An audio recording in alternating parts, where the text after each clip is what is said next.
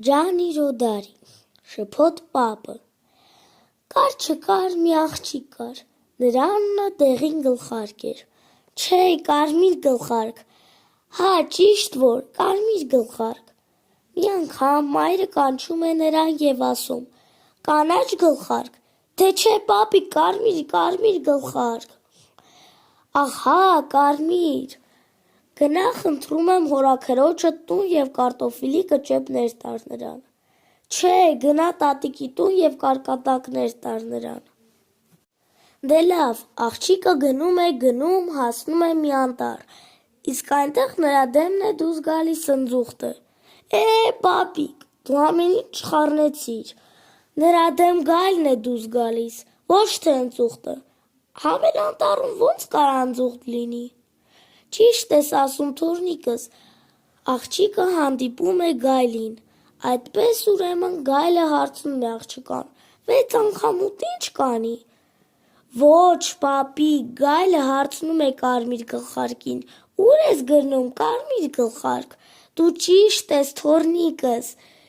իսկ սև գլխարկը պատասխանում է, նա կարմիր գլխարկն է, կարմիր գլխարկը, կարմիր, ոչ թե ուրիշ գույն։ Դե հա էլի կարմիր։ Իսկ նա պատասխանում է, ես գնում եմ շուկա, տոմատի հյութ գնելու։ Չէ, բոլորովին էլ այդպես չէ, ես գնում եմ տատիկիս մոտ, նա հիվանդ է ու մենակ, միայն թե մոլորվեցի անտառում։ Ճիշտ է, եւ այնտեղ ձի է նստում։ Ինչ ձի, այնտեղ գայլ էր, չէ։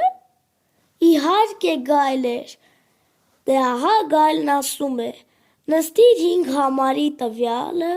եւ գնա մինչեւ Գուոմո հրապարակը։ Երբ դուրս կգաս հրապարակ, թեքվիր աջ եւ դուրս կգաս ուղիղ 3 աստիճանոց սանդուղքի մոտ։ Այնտեղ գետնին ընկած է մի սալդո։ Աստիճաններին ձեռք մի տուր, իսկ սալդոն վերցրու եւ պաղպաղակ գնիր։ Պապիկ, դու հեքիաթ պատմել չգիտես իսկականից։ Խառնեցիր իրար, շփոթեցիր, դու իսկական շփոթ պապ ոնց որ լինես։ Իսկ պաղպաղակ դու իսկապես առ ինձ համար։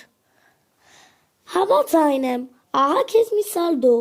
շուտ վազիր գնիր քեզ համար համով սառը պաղպաղակ։ Շնորհակալ եմ պապիկ։